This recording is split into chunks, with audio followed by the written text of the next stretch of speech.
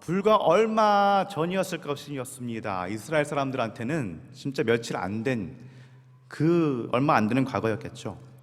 이스라엘 사람들은 분명히 난공불락이라고 여겨졌던 여리고를 무너뜨렸습니다.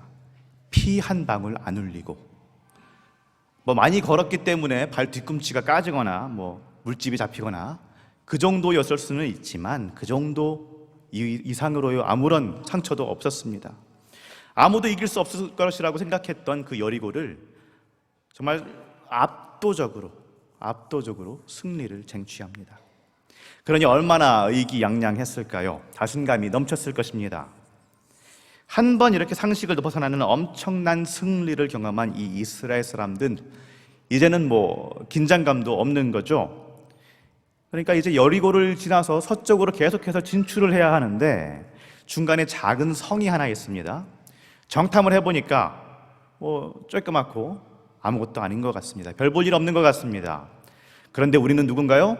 우리는 여리고도 무너뜨린 이스라엘입니다. 그러니 이 작은 성 이름도 아이라고 하는데 별거 없습니다. 그러니까 그냥 3,000명만 보냅니다. 그런데 이게 어찌된 일인지 여리고를 피 한 방울 안 흘리고 점령한 이 이스라엘이 패배합니다. 36명의 사상자가 발생하고 이제 살아남은 이들은 헐레벌떡 도망쳐 옵니다. 그리고 그 도망쳐온 병력들을 본 이스라엘 사람들 전체가 너무 놀라고 너무 무서워서 마음이 녹아 물처럼 되었다라고 합니다. 정말 너무 무서워서 어찌할 바를 몰랐다는 말이죠. 도대체 어떻게 이런 일이 벌어졌을까? 여호수아가 기도를 해보니까요, 하나님이 답을 하십니다. 이스라엘의 누군가가 범죄했다. 그래서 그 범죄 때문에 이스라엘이 패배했다라고 말씀하시는 겁니다. 그래서 누구냐? 어느 놈이냐? 누구 때문에 우리가 패배했나? 하고 온 이스라엘을 다 뒤져보니 답이 나오죠. 아간이라는 사람입니다. 아간. 이 사람이 무엇을 했느냐? 여리고를 점령할 당시 하나님께서는 분명히 여리고에 있는 모든 것들 완벽하게 남김없이 다 없애라고 하셨는데 아간은 그 중에서 좋은 것들 몇 개를 없애지 않고 훔쳤다라는 거죠. 외투 한 벌, 은 200세겔, 금덩이 50세겔. 그러니까 지금으로 하면은 은 2.2kg이고 금은 550g입니다. 돈으로 하면은 거의 한 5천만 원어치 됩니다. 큰 돈이죠. 이거를 이제 아간이 자기 장막 속에 숨겨놨다는 겁니다. 자, 이 사실을 알게 된 여호수아가 어떻게 할까요? 숨겨놨던 그 재물들을 다 파괴하고 아간도 사형에 처하고, 그러니까 그 이후에야 이스라엘 백성들이 아이성을 점령할 수 있었다. 이런 이야기입니다. 많이들 들어보셨을 그 이야기입니다.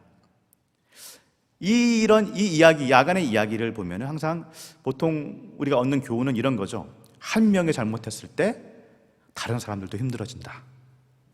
혹은 하나님의 명령은 단 1.1획도 틀림없이 완벽하게 틀림없이 제대로 이행해야 한다. 안 그러면 실패한다, 망한다.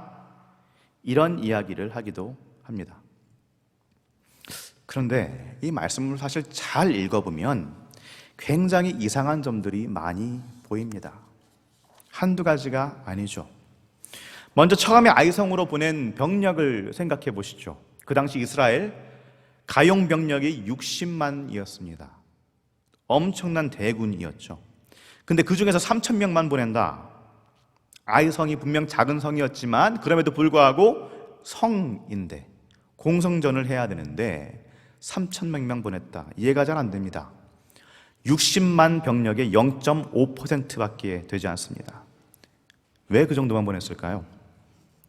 또 사상자 수를 생각을 해보시죠. 몇 명이 죽었는가? 36명입니다. 물론 사상자가 생긴 것 자체가 슬플 수 있고 그럴 수 있지만 3,000명 중에 36명이 죽었다고 그렇게 무서워할 이유가 될까요? 병력 3,000명의 1.2%가 사망한 겁니다. 지금 이 사람들은 무슨 신병이 아니고요, 처음 군대 간 사람들이 아니고요, 지난 40년 동안 훈련되어졌던 베테랑, 그런 사람들입니다. 수없이 많은 전쟁을 벌여온 사람들입니다. 그런데 왜 그렇게 두려워했을까요? 더군다나 가용 병력 전체로 두고 보면 60만 명 중 36명입니다. 0.006%입니다. 지금 우리가 이제 코로나가 거의 다 풀려서 이렇게 오후 예배도 감사하게 드릴 수 있죠. 근데 그럼에도 불구하고 지금 코로나 치명률이 0.01%라고 합니다. 0.01%. 그런데 지금 저희 중에 누가 코로나 때문에 두려워하는 사람이 어딨나요? 이제 다 해제가 되었다, 마스크 벗자 그러고 있죠. 그런데 전쟁하다가 가용병력의 0.006%가 죽었다고 이스라엘 온 백성의 마음이 녹아서 물처럼 되었다. 이해하기 힘든 이야기입니다. 어쩌다가 이 지경이 됐을까요? 이스라엘 사람들이 바로 불과 얼마 전에 여리고를 이겼던 사람들인데 어쩌다가 이 지경이 됐을까요? 분명 여리고가 무너졌던 사건은 엄청난 사건입니다. 말도 안 되는 방식으로, 이해할 수 없는 방식으로 여리고라는 이 BC 1만 년부터 있던 여러 가지 고고학적 증거들을 지금 봐도 정말로 위대하고 크고 놀라웠던 엄청난 두께의 성벽과 공성전을 위한 타워들이 즐비하게 있었던 그런 성인데, 그런 성을 무너뜨렸습니다. 정말 몇십 년 전까지만 해도 노예들이었던, 이집트의 노예들이었던 이들이 피 한 방울 안 흘리고 완벽하게 위대한 승리를 거둔 겁니다. 그런데 성도님들, 이거 누가 고안한 작전일까요? 여리고성을 도는 거 누구 아이디어입니까? 여호수아가 낸 작전일까요? 아니면 여호수아 휘하의 수장들이 낸 작전일까요? 그들이 무슨 엄청난 과학적 지식을 가지고 이렇게 돌면은 땅이 지반이 약해져서 그런 게 아니죠. 그냥 하나님이 하신 일입니다. 순도 100% 하나님의 방법으로 하나님의 때에 하나님께서 하신 일입니다. 그런데 문제는 그게 너무 쉬웠던 거죠. 여리고 점령하기 전에는 그렇게 걱정하고 두려워하고 하나님의 도우심을 구했었는데, 그런데 하나님의 도우심으로 그 은혜로 너무나 쉽게 무너뜨리고 나니까 이제는 그냥 다 내가 한 것 같은 겁니다. 그냥 자신감이 넘쳐 흐르는 겁니다. 그러니까 성 하나를 함락시키는데 고작 3,000명만 보내는 거죠. 하나님한테 물어보기라도 했으면, 그래서 응답받아서 3,000명 보내라, 그래서 보낸 거면 괜찮은데 그저 자기 자신감에 취해서 하나님한테는 한마디도 묻지 않고 그냥 3,000명을 보낸 겁니다. 그러니까 고작 36명 죽은 거 가지고 충격을 먹고 덜덜 떠는 거죠. 총체적 난국입니다. 하나님께서 한번 크게 이기게 하셨더니만 기고만장해서 그냥 정신을 놓은 겁니다. 이게 아간 혼자의 문제가 아니죠. 3,000명을 보내기로 작전안을 딱 짜고 승인을 했던 모든 리더십들, 여호수아에 이르기까지 전부 다 이 사람들 전부 다 문제였던 겁니다. 3,000명이 갔다가 36명이 죽고 돌아왔는데, 군인들이 돌아왔는데, 이걸 보고 여호수아가, 그 위대하고 믿음이 큰 여호수아가 뭐라고 하는지 아십니까? 7절 말씀 보면은 여호수아가 이렇게 말씀합니다. 여호수아서 7장 7절 말씀인데, 이르되 슬프도소이다 주 여호와여, 어찌하여 이 백성을 인도하여 요단을 건너게 하시고 우리를 아모리 사람의 손에 넘겨 멸망시키려 하셨나이까? 우리가 요단 저쪽을 만족하게 여겨 거주하였다면 좋을 뻔하였나이다. 아멘. 어디선가 많이 들어본 말이죠. 왜 우리를 여기 넘어오게 하셔가지고 우리를 죽게 만드십니까?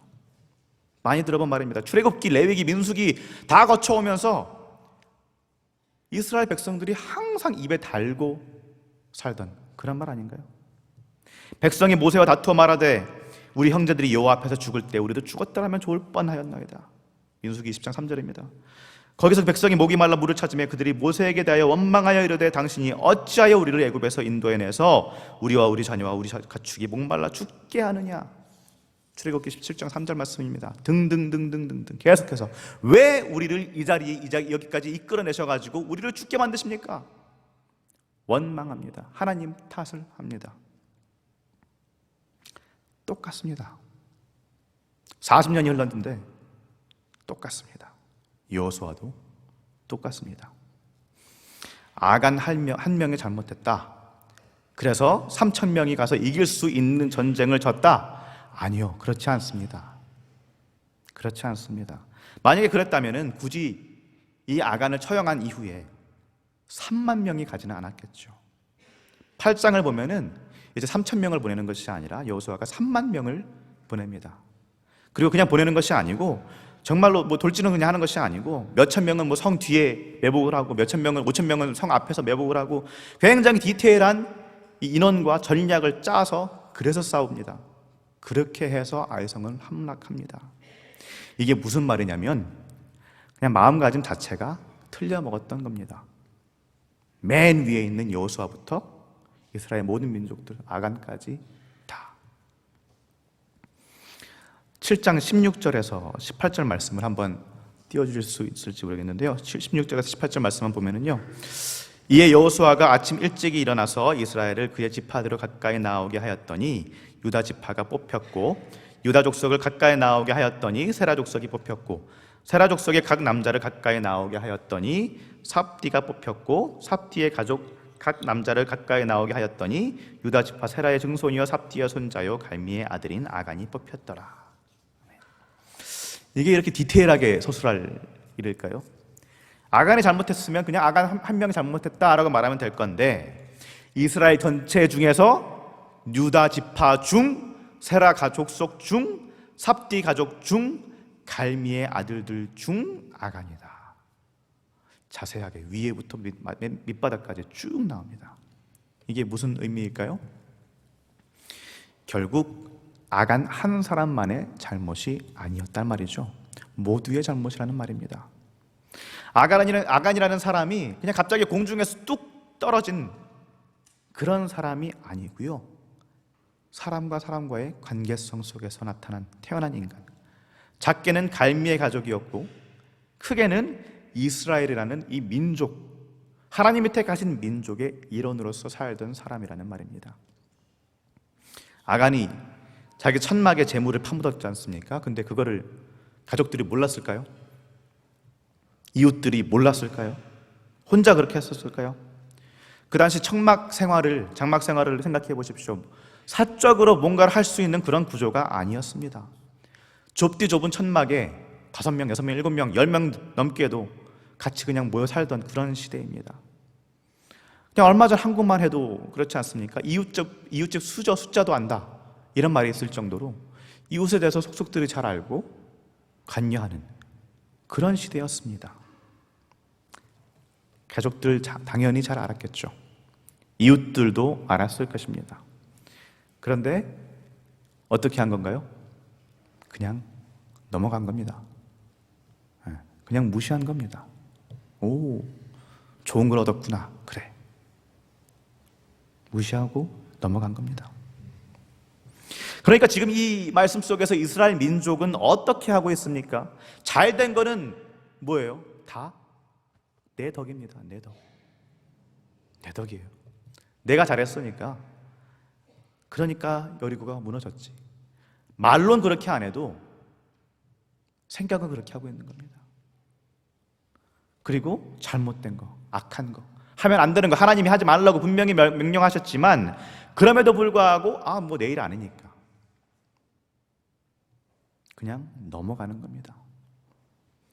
그러다가 뭔가가 안 되고 잘못되고 실패하고 아픈 일이 생기면 여호수아처럼, 그리고 지금까지 계속 이스라엘 민족들처럼 하나님 탓하는 겁니다. 남 탓하는 거죠. 이 말씀을 보면은 지금 우리들의 모습하고 크게 다르지 않다라는 생각이 듭니다. 항상 하나님의 은혜를 입는데도 불구하고 하나님의 은혜임을 망각하고 내가 잘해서인명 당연한 것임명 그렇게 생각을 하고 나의 죄악들은 그냥 넘어가고, 그러다가 잘못된 일이 생기고 힘든 일이 생기면은 하나님 탓을 하고 남 탓을 하는 그런 우리들의 모습이 보이지 않나요? 이 말씀을 통해서 우리가 교훈을 얻어야 될 것 크게 3가지입니다. 첫 번째, 교만하지 말아야 되겠습니다. 제가 대학생 때 한번 이런 일이 있었는데요. 너무 열심히 놀다가 중간고사 공부를 하나도 안 한 거죠.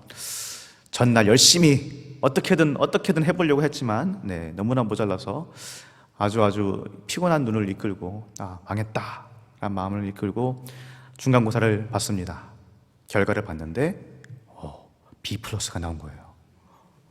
선방했다, 잘했구나 했는데 알고 봤더니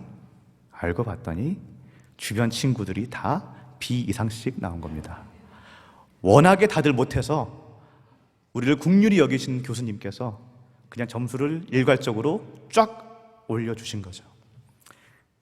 제가 잘한 게 아니었고요, 교수님의 국률하심, 그 은혜 덕분에 그런 점수가 나왔습니다.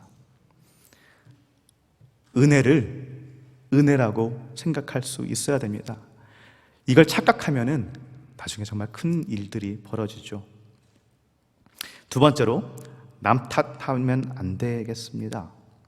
우리가 당하는 고난이라는 것들 잘 보면은요, 그 근원, 그 밑바탕에는 나의 잘못, 나의 실수, 나의 문제들이 있을 때가 사실은 참 많습니다. 문제가 생기면 우리는 항상 기본적으로 뭔가 남 탓을 하려고 하는 마음이 있습니다. 너 탓이야, 네가 그랬잖아, 네가 잘못했잖아. 명절에 친척들끼리만 모여도 그런 말들 하지 않습니까? 그때 오빠가 그렇게 하면 안 되는 거였는데 왜 그 땅 사자 그래가지고, 일을 하자 그래가지고, 이런 일들을 벌이면서 싸우는 것이 우리의 모습 아닙니까? 근데 그게 아닙니다. 내 탓입니다. 내가 교만했던 탓입니다. 그리고 세 번째로, 하나님께서는 우리를 공동체로 부르셨음을 기억해야 할 것입니다. 특히 교회라는 공동체, 서로가 서로의 짐을 지어줘야 하는 그런 공동체입니다. 예수께서 우리를 부르셔서 한 성령 안에서 함께 하라고 명령하신 그런 공동체입니다. 그러니 문제가 있을 때마다 우리가 서로를 모른 척하는 것이 아니라 내일 아니지 하고 넘어가는 것이 아니라 함께 보듬어주고 안고 함께 갈 수 있으면 좋겠습니다. 우리를 부르신 한 하나님의 그 소망 안에서, 한 소망 안에서 서로의 짐을 지어주고 위해주고 함께 가는 그런 책임적 공동체가 되기를, 그럼 우리 모두가 되기를 우리 주 예수 그리스도 이름으로 축복합니다. 그래서 우리가 이스라엘의 여호수아의 발자취를 따라가는 것이 아니라 우리를 위하여서 이 땅 가운데 오시고 십자가에 죽으시기까지 우리를 섬기신 그분의 발자취를 따라가는 그런 우리 교회 공동체가 됐으면 좋겠습니다. 이 자리에 계신 우리 성도님들 한 분 한 분이 매 순간순간이 하나님의 은혜임을 정말 깨닫고 감사하고, 교만함이 아니라 성숙한 겸손함으로 하나님께 감사하고 사랑하며 섬기는 그런 그리스도인들 되시기를 우리 주 예수 그리스도의 이름으로 축복합니다. 함께 기도하시겠습니다. 우리를 사랑하시는 아버지 하나님, 우리가 알든지 모르든지 느끼든지 못 느끼든지 상관없이 주님께서는 항상 지금 이 순간도 우리를 위하여 일하시며 가장 좋은 것들로 우리에게 내려주시는 분인 줄로 믿습니다. 그러나 우리가 기고만장할 때가 있습니다. 하나님의 은혜가 내 덕인 줄로 착각할 때가 얼마나 많은지요. 하나님, 우리를 불쌍히 여기셔서 우리가 은혜 없이는 살 수 없는 존재들임을 알게 하옵소서. 내 마음대로 되지 않아 화가 나고 슬플 때에는 다시 주께로 얼굴을 돌리게 하시고, 우리가 서로의 짐을 나눠지고 서로를 섬기는 섬김의 공동체, 책임적 공동체가 될 수 있도록 아버지 하나님 함께하여 주시고 도와주옵소서. 우리 주 예수 그리스도의 이름으로 기도하옵나이다. 아멘.